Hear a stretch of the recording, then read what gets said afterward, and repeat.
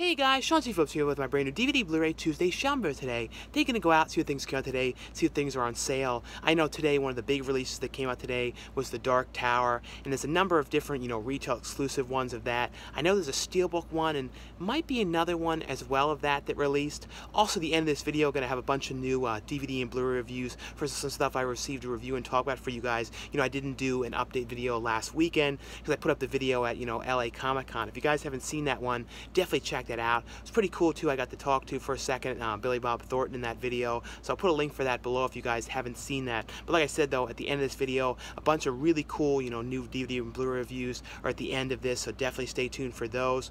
Also, since today is Halloween, gonna check out the Halloween sections of the stores and stuff just to see kind of like what's left and stuff on actually Halloween day and like how picked over it is and all that kind of stuff. But anyway though guys, let's get going and see what we can find today.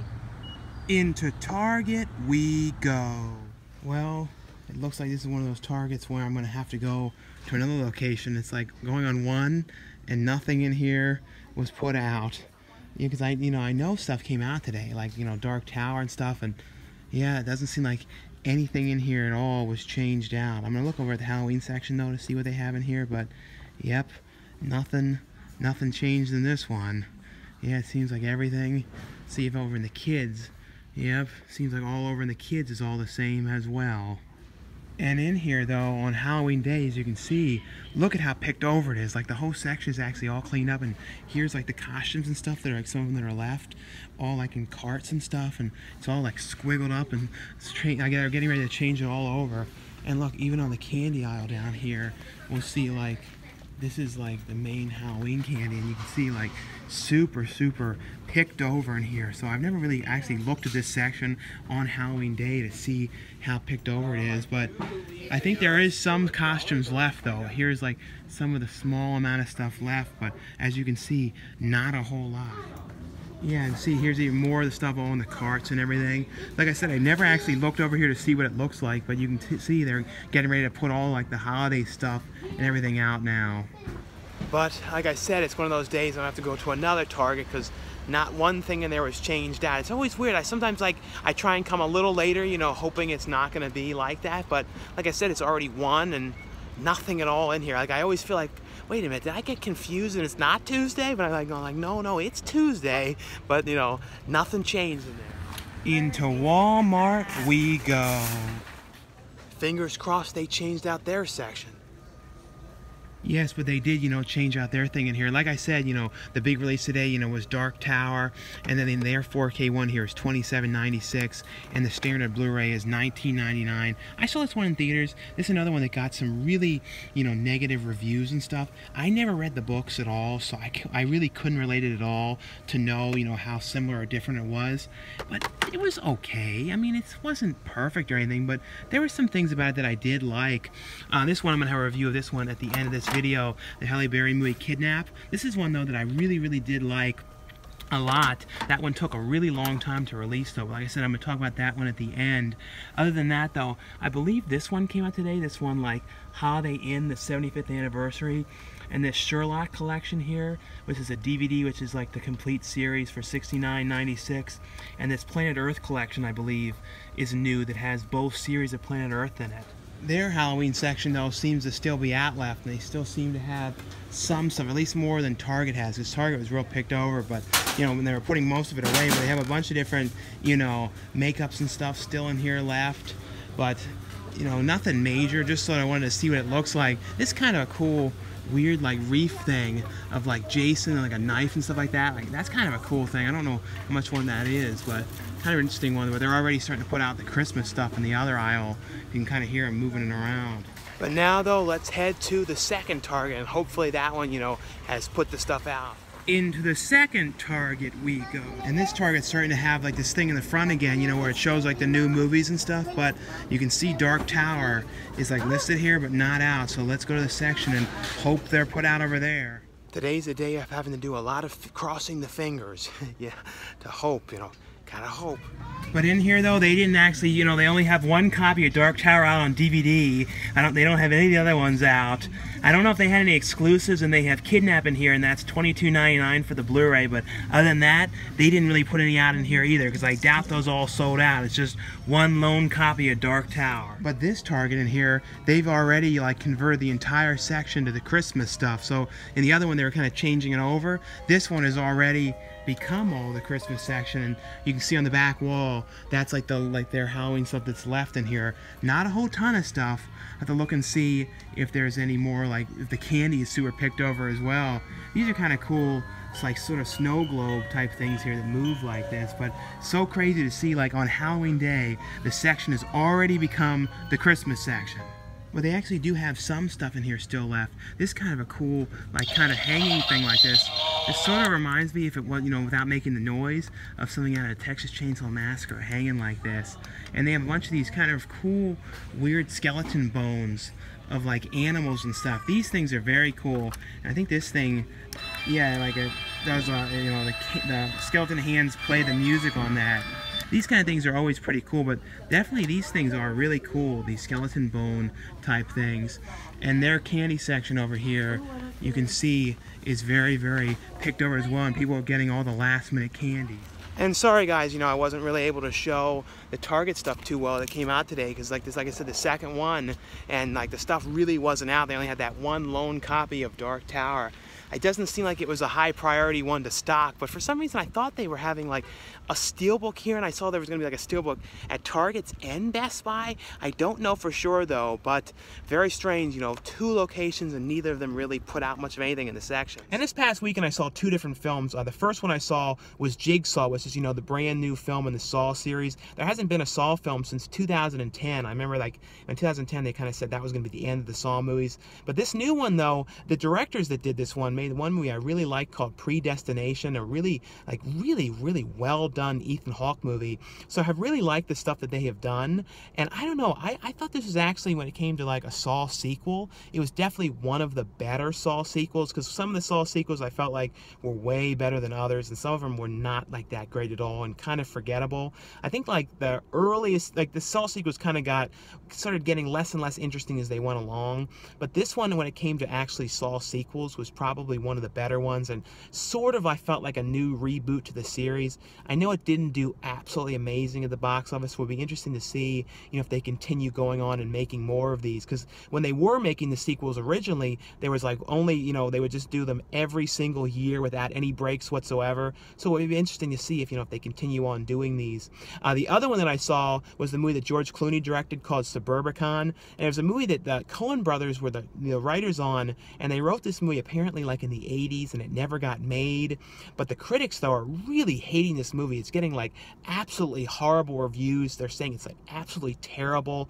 But for some reason, to be 100% honest, I like got totally into the movie, and I really liked it because it kind of was reminding me in the kind of like the feeling, because it was set in the 50s, of like that really odd Randy Quaid movie Parents, and it for some reason had that kind of feel a little bit to it. And it was like Matt Damon was in it, and his like family was like chloroformed by these like people that broke into his house, and his wife ended up dying from the chloroform stuff that they know, because like she ended up like, you know, going into a coma from it and then dying. And it's all the weird stuff that happens afterwards with his family, and like he's having all these problems, and it's like set in this small suburban kind of town, and there's all this terrible stuff going on in the town as well, and it's like a really dark film. I don't know, but I got really into the movie. It felt very much like the really early Coen brothers movies, like Blood Simple and stuff. It wasn't absolutely perfect or anything, but I don't see why it's getting like the absolutely negative, horrific reviews that it's getting, like the saying it's absolute trash and stuff, because like I said, I really got into it. If you guys saw either of those movies though, let me know, you know, what you guys thought of them below. Into Best Buy we go. And in here in Best Buy though, they do have the 4K edition of Dark Tower, and I think there is I think there might be a regular edition on you know, Steelbook as well, but pretty cool Steelbook for this one here for the 4K release, and that one's $29.99. But like I said, I kind of like this movie. I know it's not perfect, but there was stuff about it that I did like though. And in here, over in the section, though, they have Dark Tower as well, but they have Slaughter High, the Vestron video release. Let me talk about this one at the end of the video as well. This one's $29.99 for this one. But really cool to see that Best Buy usually stocks all of the Vestron video releases here. I don't think there's been any announcements on what some of their next titles are going to be. We cannot wait to hear what some of the other ones are from, that they're going to put out coming up, because always really love these releases here. But other than that, though, I don't really see anything else in here too different today. Doesn't seem to be anything else today, at least as far as I can tell. Well, that's all for this DVD Blu-ray Tuesday shopping video today. Like I always say, guys, if you enjoy these shopping videos, definitely give this video a thumbs up. Now stay tuned now for some new DVD and Blu-ray reviews. And the first one I got here from Shout Factory Scream Factory line is George Romero's Land of the Dead. I always remember seeing this one in theaters. Really actually enjoyed this one quite a bit. And it was also such a cool thing, too, to see a George Romero zombie film in theaters. And I really liked the concept of this movie. It was basically about all the survivors now have built this like wall, like electrified wall around the city, and they're all kind of living in there, and then they go out, from the wall and leave and into like the city where the zombies are to try and get supplies and bring things back. And Dennis Hopper kind of plays the whole like head of this whole civilization. He lives in this high-rise building, and he has like all the really rich people live in the high-rise building, and everyone kind of has to do what he says because he's like the head of everything. And John Leguizamo's character, his dream is like he kind of is working with Dennis Hopper in hopes of raising enough money from working with him to actually be able to get a place in this building with all the rich people. Dennis Hopper, though, was great in this movie. He kind of reminded me, his character, for some reason, a little bit like the similar character to his character in Super Mario Bros. Movie. Like, I don't know why, I always kind of think they kind of had like a similar vibe, the two characters. And I just like this whole concept of all of them kind of working there and having to do what he says, and then like having to go out and gather supplies and stuff. But of course, though, things start to go very wrong, and there's a whole lot of conflicts and issues and stuff going on in this movie. A lot of cameos in this movie as well. Like, Tom Savini's in this movie, as comes back as a zombie in this, like his character that he was in, Dawn of the Dead. I don't know, it's just such a really, really fun movie. I don't know, to me, this is just always really a great zombie film. It has on here, though, two different versions of the movies. It has the theatrical version, which I don't believe it actually ever been released on Blu-ray. I believe it was only ever the, unrated version, which was released in the past. But it has, 2K scans of, of the, theatrical version, and it has a bunch of new features on here. Interview on here with John Leguizamo, interview with actor Robert Joy, interview with the actor who played Pillsbury, interview with some of the actors who played the zombies in the film, Eugene Clark. So lots and lots of different new features, as well as the features from the past release from years back. But if you guys are a fan of this movie, definitely would be one I would highly recommend picking up. This one here is a Jeff Goldblum movie, which I had never seen before, with John Landis directed. Michelle Pfeiffer's in this movie as well. And there's tons of not horror, but like cameos from directors and stuff in this movie, all throughout the movie. And it's like, all kind of acting in the film. It's a movie called Into the Night,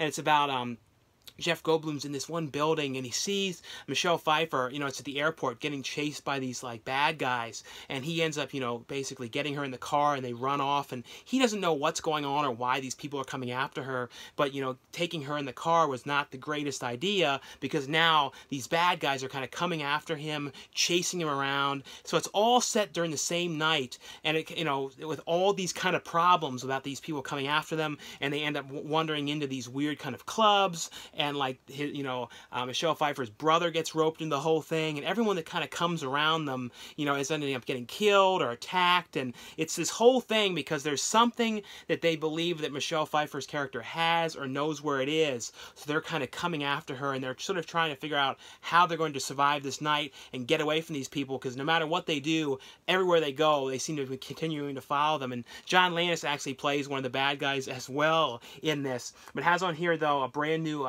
restored master of this one, interview here with Jeff Goldblum talking about the film, interview with John Landis. Both those are new features on here. But a pretty fun movie. Like I said, this is one I had never seen before, and I think it's from 1985 here.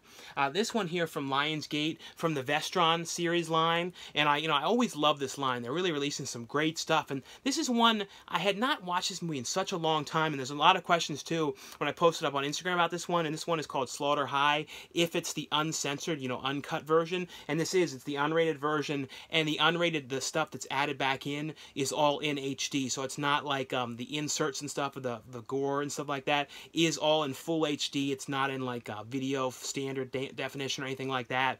Because I think this is one of those ones that I remember hearing was hard to find a print of years back, but they found a great print. You know, looks amazing here. And this is basically this really cool, kind of lesser talked about slasher film, and it's also I believe it was like filmed in the UK, and like everyone is kind of like doing an American accent in it, and some of the actors' accents like slip and stuff here and there. But it's basically, though, in the beginning of this movie, there's this kind of nerdy character who gets like, you know, this one girl that's like the popular girl is kind of hitting on him, but they pull a prank on him, and he gets like exposed nude, and they all see it and stuff. It's like this really ridiculous prank, but then they pull another prank on him right afterwards and mess around with his chemistry. He's doing his chemistry assignment, and he ends up getting blown up and like burned very badly. And now it's years later for the high school reunion. I think it was like I can't remember how many years it was. It was the 10? Yeah, I believe it was the 10-year high school reunion, and they're all getting back together. They got invited to go back to the school, but when they get back to the school, they realize there's something really strange. There's like, you know, there's no one else there. The school looks totally abandoned. It's a big mess inside. And of course, though, it's a revenge film, and someone, and you know pretty much who it is going after them and killing them. And there's some really great, crazy deaths in here, super gory deaths and stuff in this one, about the people they're trying to basically survive the night. I don't know, and like the one's wearing this really crazy like jester kind of mask in it. I really like this movie. It has on here, though, a commentary track on here with co-writer and directors on here, audio interview with the composer, because this one has some really cool music as well on this. Some featurettes on this one, alternate title sequence, theatrical trailer, radio spot, still gallery, but really, really love these Vestron Video line titles here. The next one here from Lionsgate as well. This is one that I didn't get to see in theaters. I was really interested in seeing, and I heard some mixed kind of reviews and stuff on this, but I like this. It's definitely a very different kind of role for Woody Harrelson, I thought, because I haven't seen too many roles when he's like playing a father, and he's playing like a real alcoholic kind of guy, and you know, it's just, things are not going great for his character in this, and they kind of go up and down through his life, and you know, his character in this. And the movie called The Glass Castle, which is basically, it's based on a true story, and it's about Brie Larson's character, and it's set, you know, years later, you know, in the like more, I think, like in the 80s, and it's kind of her looking back at her past when she was a kid and what kind of stuff she went through with her family, and she's getting ready to get married to her boyfriend, and she doesn't really want to tell anybody, you know, his family or anybody about her parents and stuff, because her parents, you know, Woody Harrelson's character was like a total drunk, and her mother was kind of like a hippie. And they would always kind of move around to different locations, and, you know, they never really had any money, so they were always kind of on the run from the law because they didn't pay their bills or ran out of the hospital, and all these kind of things that they had done. And they would go like to places and squat there and live in abandoned buildings and stay places for like a couple months at a time, and always be moving around and never really being able to get ahead. And it's kind of about Brie Larson's character. It cuts back and forth between, you know, in the 80s and then back in the past to her kind of remembering. And it's very sad, though, like the stuff with Woody Harrelson, and at some points he's trying to get sober, and then things are working out, but then things are falling apart again. It's just a really, really well done character piece, but very, very sad. Really well acted, though. Everyone did a great job in this one. I think it's definitely one you guys should check out. Like I said, it had some mixed opinions, but I really got into this one. It has on here, though, deleted scenes. It has a conversation here with Jeanette Wells, making of on here, scoring The Glass Castle. It's cool, too, on the end credits, you see footage of the real characters, you know, that this was based on. The next one here from Lionsgate as well. This is another one that I was really interested in watching. The director of this one actually stars in this film as well, and he gave an amazing performance in this movie. Like, he was so good in this movie. It's a movie called The Show. It's basically, though, about Josh Duhamel. I think it's Duhamel. I don't never know how to say his last name for certain, but he's this reality TV kind of guy. He's sort of like a Ryan Seacrest, who's like really popular. He does all these kind of reality shows, and he hosted this one show that's kind of like a bachelorette kind of show, or bachelor kind of show, and things go terribly wrong, and the woman doesn't get picked, and then when they're filming the show live, she ends up killing herself, and it becomes this huge thing because it got broadcast live and everyone saw it. But after he witnesses this, he comes up with this idea for this show. Even though it was, you kind of thought it would change him and he wouldn't want to be involved in any of this kind of stuff, they want him to do something else, and he comes up with this idea of having people, this show which deals with suicide, where people can kind of come on live TV and commit suicide, and if they commit suicide, they get money for their families. And it kind of spins off into this show where the contestants, you know, the people who are watching at home can like vote on who gave the best suicide, and then that person gets like $100-something-thousand, you know, for their family and stuff. It's a very dark subject. It's a very, very, very like, you know, very sad too, because of some of these people and their stories and stuff like that. It's one of those kind of things too. It kind of reminded me, if you guys know the movie Stay Tuned, it almost seemed like a show that would play on the Stay Tuned network, which, you know, the Stay Tuned network was the Hell network, and it kind of seems like something that would be on that network, you know, because it's just such a terrible concept of what these people are doing and what they're going through, and it becomes a huge popular thing and stuff here. I don't know, I thought this was actually really well done. Like I said, the director is in here playing someone who, you know, is probably going to end up on this show, because you see him following around and he's having problems with his money and his family, and he's like in desperation because they're about to lose their house and stuff. So you're kind of like going, I know this guy is going to somehow end up on this show. But it was just such a well done movie. I really liked it. It's a little hard to take though for some people, I think, because of all the suicides and all the stuff that happens in it. It is very, very harsh and stuff like that for that concept. But it's an interesting, you know, definitely well-made movie. It has on here though a making of and cast and crew interviews on this one. And the next one here from Lionsgate as well is a movie starring Antonio Banderas called Gun Shy. And this was kind of a fun movie. Antonio Banderas is kind of this aging, kind of like he was a big, popular, like 80s kind of rock star, and things have kind of fallen apart. He's no longer with the group.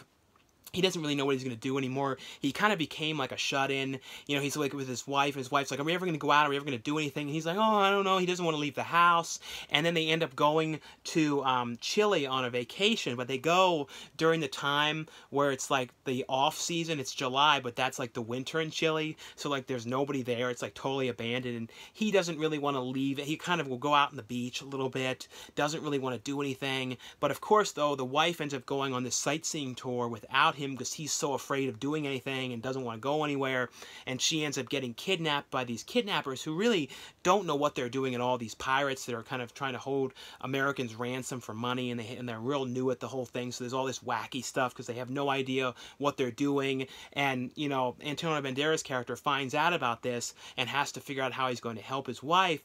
But then it kind of, he wants to kind of handle it himself and get the money and pay them and just get his wife back, but he doesn't know how he's going to do it because he doesn't want to leave the room, and he's such a mess and everything. But then, like, the police and stuff get involved, and they say, you know, you can't negotiate with these people. They could be terrorists. They could be bad. So he's like, oh, I don't know what I'm going to do. And then, like, but he's like, I need to get my wife back. He's like, no, you cannot give him the money. So he has to figure out how he's going to save his wife and leave the room and actually go on this kind of adventure out there in that woods area and all the jungle and stuff to try and, you know, get his wife. It's just a fun, wacky, kind of crazy movie. Antonio Banderas is playing like a real kind of Ozzy Osbourne type character, a little bit like in the Osbournes, sort of that kind of a character here. But has on here, though, some interviews on here and a music montage, but actually a pretty fun movie.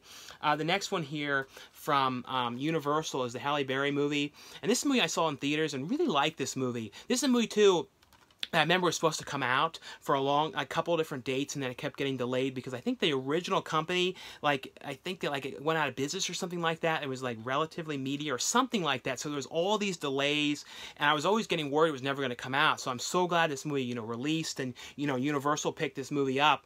And it's, like I said, it's a movie called Kidnap, and it's a really, really good movie, though. Like, it's about Halle Berry's son, you know, she's at this park, kind of like going to see this show with her son, and her son ends up getting kidnapped, and she sees him getting taken into the car, this really ruggedy, like, terrible car, and it's kind of her, but, you know, everything is going wrong. She ends up losing her phone, and then she's, like, trying to, the whole movie is a lot of the stuff in the car with her chasing the car, going, you know, I'm gonna, as long as my son's in the car, I'm gonna get him, and she's following around with the car the whole movie, and there's all this kind of tense moments and stuff, because, like, you know, also, too, you see early on, too, what these kidnappers are like. You're like, ooh, weird kidnappers. They, you know, they really did great casting focusing on finding these strange kidnappers and some scary stuff, because like they would like dangle like the kid out the car if she got too close, and then she, you know, they were like, you know, trying to get up on, you know, the car, she's trying to get on the car, and the car is doing all these crazy things, and it's like waving the knife, and if you come anywhere near the kid's going to get killed, all this kind of crazy kind of stuff. And it's kind of like, how is she ever going to get this kid back, because she can't stop anywhere, and if she, you know, she goes and like loses the car, how's she going to find it again? And it becomes this whole total nightmare of her trying to get her son back. But just a really tense, really fun movie here. It has on here though a behind the scenes on this one, but like I said, really like this one a lot. Let me know if you guys saw this one, you know, what you guys thought. The next one here, Warner Brothers sent over a free copy of this one to check out, and this is Annabelle Creation. This is actually the prequel to Annabelle, you know, and Annabelle was the prequel to the Conjuring films. And this, I really, you know, the first Annabelle, I did not love that one that much. It was okay. There was some cool stuff to it, but this one was a much creepier movie. Definitely like the better of the two. And I don't know, it just definitely stands on its own as a really creepy movie here. And it's, you know, it's about like this orphanage that kind of like, they kind of like don't know where to put these kids, so this house kind of opened up and said, oh, the kids can stay there, so the nun from the orphanage kind of goes to the, and this is also going to kind of in a way connect to the Nun movie that's coming out in like a year or two, because you see this nun character in this movie in one point for like a second. But it's basically though, they go to this house, but they come to find out the house that they're at, this one girl had died there, and there's this tragic accident, and like they find that, you know, the Annabelle doll is like walled off in the kid's room, and of course the one kid, you know, one of the orphans opens up the door and kind of lets the spirit of Annabelle out into the house, and terrible things start to happen, like really creepy stuff.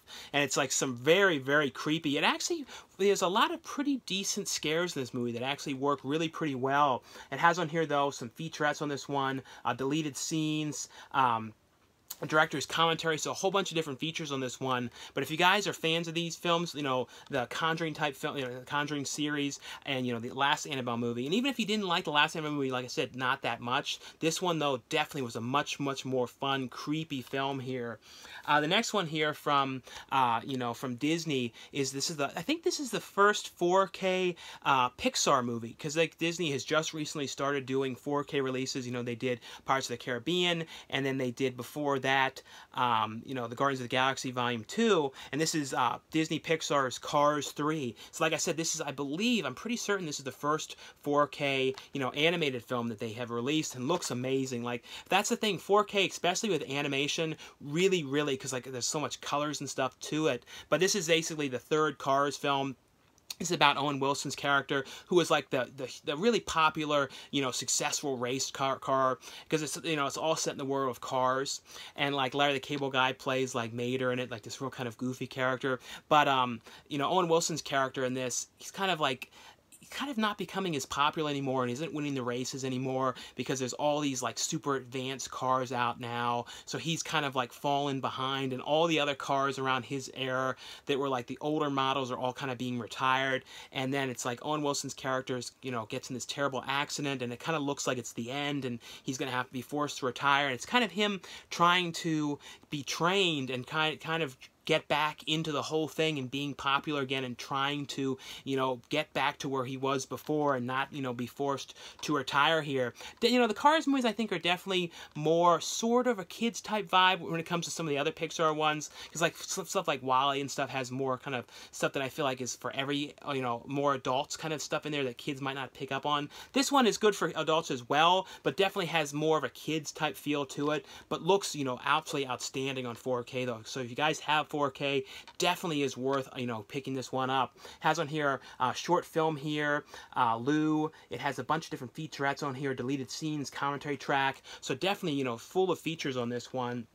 This one here from Viavision, and I believe they have a sale going on right now as well. I don't know how long it goes, but this is a the Urban Legend Trilogy here. This is all 3 of the Urban Legend films here on Blu-ray, and they're all on their own disc. I really like these Urban Legend films, especially too like in the US, and then also I should mention too, this is a region-free release, so you don't have to have any like region-locked player or anything like that, or region-free player to play this. This will play on any, you know, Blu-ray player here, so don't worry. But it's an Australian release here, and it has all 3 of the Urban Legend films. But in America though, Part 2 and, you know, Part 2 is the final cut, and Part 3, Bloody Mary, have not been released, you know, on Blu-ray, so it's cool to have all the movies on here. And the first one was about this school where, like, the kids were kind of getting killed off in ways of urban legends, like, kind of like someone in the back of the car, you know, people go out, you know, these lovers out to this lover's lane, and one guy gets hanged, and it's like kind of in the whole school, they're trying to figure out what exactly is going on here.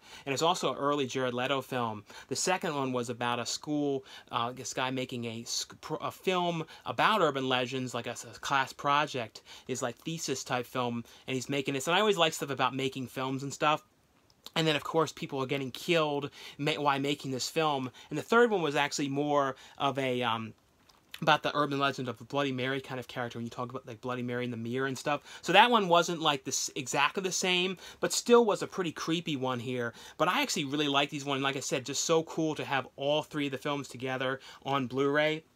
The next one's here from Blue Underground, and these films, I don't think I had ever seen the original movie, but the remake, the director actually made a remake of his own movie, and you know, he changed some of the stuff around in it. Down though, this one, you know, both the movies here is Lift and Down, but Down though, I remember is like, you know, I watched this one when it first came out on DVD, and I remember really liking this movie. It was one of Naomi Watts' really early films, but not like one of her very earliest though, but one of her early like starring roles, because like I think one of her other biggest roles before this was Tank Girl.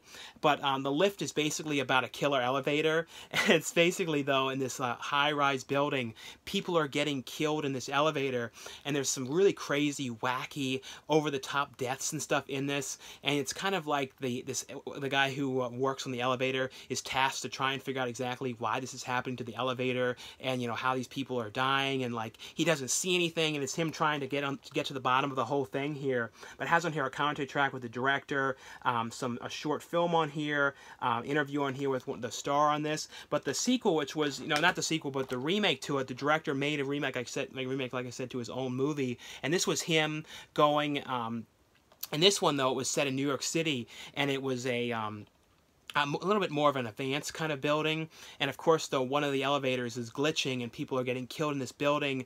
And this is, you know, James Marshall, who was from Twin Peaks, and then Naomi Watts, who is a like investigator for the newspaper, trying to figure out exactly why this is happening and kind of investigating the whole building. Ron Perlman is in this movie as like the boss for James Marshall's character. I don't know, I just love this movie. They're really fun, like ridiculous kind of concepts, and it does kind of creep you out about like elevators. Makes you think about like if this kind of thing could happen to you.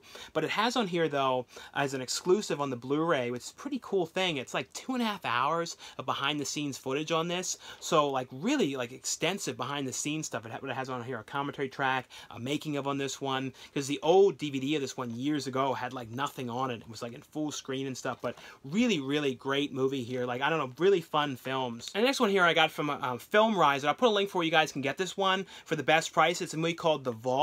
This has Francesca Eastwood, Taryn Manning in this movie, Clifton Collins Jr., and James Franco. It's about a group of these criminals who are going to a bank to try and rob it. It's a real extensive like robbery that they're planning, and like James Franco is one of the bank managers there, and they go in there. And like right when they're trying to rob this, they come to find out though that there's something is like weird. People like scared. They hear when the Francesca Eastwood's character pretends to be someone trying to apply for a job there. They're talking about how like, oh, you know, if you work here though, just know a lot of people have quit here recently, and people are always quitting, so we have a hard time filling this job. So hopefully if you come on, you stay here, because there's some kind of a haunted type presence in the building. And they, you know, of course she doesn't know what he means about the whole thing, and they come to find out that there's something going on down in the old vault to the building. So they're in there, trying to rob this bank, and all the characters, and like James Franco's like, oh yeah, all the big money's down the vault, and leads them down there. And of course though, as soon as they open up this vault, this weird presence starts to come out, and like the criminals in there start to see weird things, and they see these really creepy kind of characters, and like kind of ghosts and like weird spirits and stuff. It kind of had like sort of a Session 9 kind of feel a little bit. That sort of like tense, creepy feel to this. And I think it's one of the few horror movies I can think of that James Franco is in. I don't know if he's really been in a lot of other horror movies, but I like this whole concept and how it kind of starts out like it's like a bank kind of robbery movie, but then turns into like a full-fledged, like the last half of the movie turns into a full-fledged horror movie with some really, really creepy stuff going on. But I really like this one. Another one, if you guys have seen this one, let me know what you thought. This one here is another one. Definitely this one here has my top recommendation here. This is from Magnolia Pictures, and this is a movie called Person to Person. This movie, like, I keep thinking about this movie. It's like a great New York type film. It was all filmed in New York. A lot of great character actors in this one. Michael Cera is in this movie. Philip Baker Hall is in this movie. So lots of people in this one. But it's all set during one day in New York City. And it's like Michael Cera's character is working with this woman who's just got a job at the newspaper. And they're trying to do a story about this woman who they believe might have killed her husband and this missing watch. So they're kind of like driving around the car trying to, investigate this missing watch. And Michael Cera's character is like playing this really bad music that he likes and stuff in the car. This one guy who's like a music collector who is selling his record to someone. He's going to buy this record from this guy, but the guy, cons him out of it when he has a fake record. So it's him chasing the guy through the whole movie throughout the city. And then the guy who has the watch that might be, police evidence, and they're trying to get the watch back from him and photograph the watch. And this one girl who's like with her friend and like going around with these guys. And it's just all these different things that happen in one day, but it's amazing, especially the guy that's obsessed with records and that has his record stolen. He's kind of, or he buys the record from the guy that's like a fake and finds out about it. He's chasing around the city. There's just something about this movie that is so amazing, and it's just like a great character piece. And these are the kind of movies that I really, really like. They don't come along too often, these kind of character films that are really good like this, but definitely check the trailer to that one. I love that.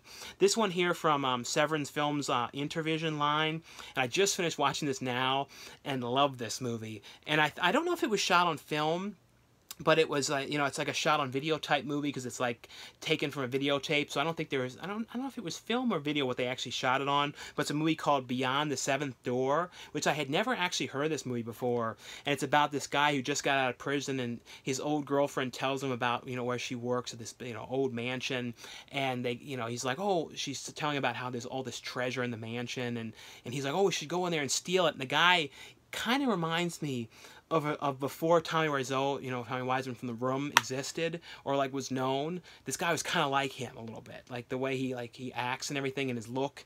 And I can almost imagine like a remake of this with Tommy Wiseau in this. This is amazing though, because they end up going to this house and breaking in, and like when they're in there though, they get locked in and they go from room to room, and it's like these weird kind of puzzles they have to try and solve. Otherwise they get trapped in the room, or like spikes will come down on them, or like they'll get flooded and drowned in there. And it's just this ridiculous banter back and forth between the two in there, and it's just amazing. It was so funny to me too, some of this. It's not like a gory type movie or anything, but just like a ridiculous concept. But highly recommend you guys check this out, especially if you like shot on video and like sort of like real 80s type, those kind of vibe movies. And the music was great in this as well. The next one here from Severin Films is a Lucio Fulci movie, which is kind of a seldom seen one that he did, called The Devil's Honey. And this was not because he was more known for like a lot more horror type movies. This is more of like a thriller, erotic type thriller type movie. It was a little later for him too. It was 86, and it was about this this one doctor who, this woman that kidnapped this guy because he was involved in, messing up, and his boyfriend, she kind of blames him for his death of the boyfriend, and it's kind of her, she kidnaps him and starts doing all these kind of like weird S&M and strange kind of tortures and stuff to him, but then it kind of ends up becoming like this sort of weird, he's like sort of likes the whole thing and kind of becomes like obsessed with the woman and stuff, and all these kind of weird stuff going on, and really, really great music in this one as well, but a different kind of vibe Fulci movie, because around this time too, he was doing like a Killer Workout and some of those other type of things, and were much more like gory type things. So it's definitely a different film for him at the time. But it has on here though an interview here with one of the actor and the actress on this one, interview here with one of the producers, a bunch of different stuff on here, alternate opening, theatrical trailer. But if you guys like Lucio Fulci movies and you want to see one that's kind of a seldom seen one, check that out. And the next one from Severin Films as well is one called The Devil's Reign. And this one has Ernest Borgnine in this movie, Eddie Albert, William Shatner's in this movie, John Travolta. So I think it's John Travolta's very first movie. And this is a crazy, like, you know, this is around the time when they're doing like Race with the Devil and a lot of those kind of satanic kind of cult horror type films. And this is about like Ernest Borgnine's character believes that William Shatner's father had this book, and he's always kind of trying to search around with this book that kind of contains like these signatures from all the souls and stuff that like the Devil's Book. And it's like a really creepy movie because there's all these scenes too of people kind of being melted down, like in these weird creepy stuff happening. But it's like a really fun, ridiculous, like early Shatner movie too. I had never seen this movie before, and always loved Ernest Borgnine. Ernest Borgnine too, he was also in the other one that Wes Craven directed, I always really liked. I got Deadly Blessing. That was another really cool horror movie with him. But this has on here a commentary track on here with Robert Holst, interview with Tom Skerritt, archival interview with William Shatner. So tons of features on this one, but a really pretty cool, creepy, I feel like seldom seen one. This one here from Cinedigm is a movie called Mother Krampus. And this is it's basically about like a female kind of Krampus character. Instead of like the Krampus, like, you know, like in the Krampus films, this is like a female kind of character who goes and leading up to Christmas every night goes and like kills or like abducts and kills a kid. And this is kind of about like something had happened in the past, and like the people there in the town, you know, had actually killed this woman, and it's kind of them trying to figure out exactly if this woman that they killed now is coming back, because like kids are starting to go missing in the town, and they kind of believe that she could be back again, or kind of getting revenge on her on the whole town for what they did. And it's kind of a whole thing about them trying to figure out how they're going to stop this woman, and if the kids have been killed or if they've just been kidnapped, and kind of like what has happened to all the kids, because they've all are starting to go missing. And there's all these great scenes too of the kids like going missing in like the school and stuff like that. But a pretty creepy kind of like Christmas film here. The next one here, I only have the disc itself for this one, and this one is an exclusive release right now. You guys can exclusively rent this one in Redbox. It's a movie called Unhinged, and this is actually a remake of, it's sort of a remake. I don't remember the original too much. I actually own it though, and I remember liking it, but hadn't watched it in like years. Like I said, it's called Unhinged, and it's basically though about these Americans that are in England for a wedding. And they end up going into a small town, driving through and stuff, and they end up breaking down and have to stay at this old woman's house, and the woman is very strange. And as soon as they get in there, though, weird things start to happen, and then, like, you see someone dressed in, like, a bridal gown, kind of stalking them, and, like, coming after the people and killing them one by one. It's got a real throwback, real 80s style vibe to this one. I don't know, I was really getting into this one. It really felt, in many ways, like a lost 80s movie, because like I don't know, I like these kind of slasher things set in houses and stuff, and the killer was pretty creepy, and there was some pretty cool, like, I don't know, the original one I think was a little different, because I think people were going to like a festival for music, and I don't know if there was a couple more characters in the house. I can't remember exactly, but definitely check this one out. Like I said, this one, you guys check out the trailer for this as well. And like I said, right now though, it's only available exclusively to rent in Redboxes. Next one's here from Monarch Home Entertainment, or two Christmas films. This one is Christmas with the Andersons, and this was kind of a funny movie, like some funny stuff in it, because like there was this really rich family that kind of didn't have any money and then got really rich, and like they have like a Christmas party, and all their friends come over, and they always give them gifts, but they give them really like ridiculous stuff like cotton swabs and socks and stuff.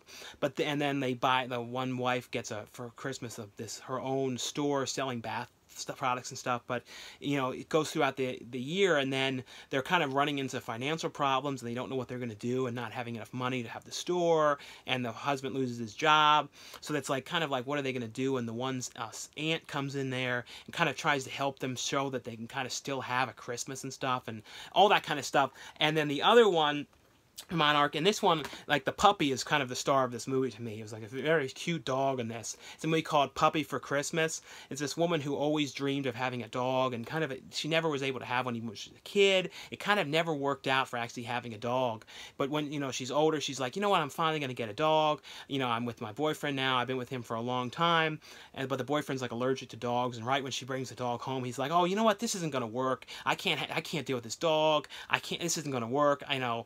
I have to leave you and you have to leave. And it's right around Christmas, like days before. She doesn't know what she's going to do. She gets kicked out of the house. She's at the work. They're kind of sleeping on the floor at her job.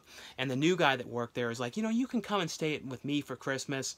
And it kind of, you know, becomes like them sort of starting to kind of like each other while they're staying at the house and stuff, and why she's seeing his family for Christmas. And it's kind of interesting too, because she really doesn't know this guy at all, and it's all on the basis too of this dog is always around as well. I don't know, it's just like a fun Christmas kind of like feel-good positive holiday film.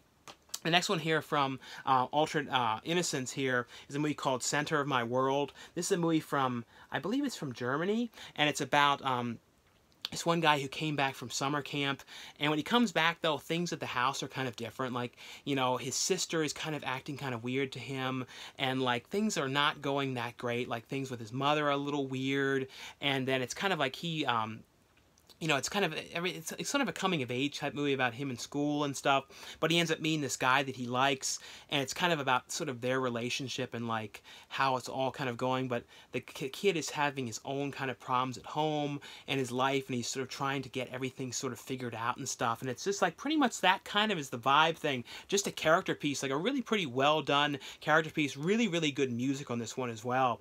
I really like the stuff this company releases. Still, my favorite is Desire Will Set Me Free. But they, you know, have released some really, really great stuff, though. They released, like, this really great short film like a month or so back. And the last two ones here are from PBS, and they're two things called Visions of New York and Visions of Puerto Rico. And these are all filmed kind of aerial-type views, as well as stuff on the, you know, the land as well, like really great HD footage of New York and Puerto Rico, kind of showing the area, showing, like, landmarks and kind of talking about them and stuff like that, all around the areas and stuff. So if you guys like this kind of stuff, that like a lot of aerial type footage and all about like the areas and stuff, definitely check these ones out. But anyway though, guys, that's all for the review portions. I know there's a lot to get through here, but thanks again for watching, subscribing.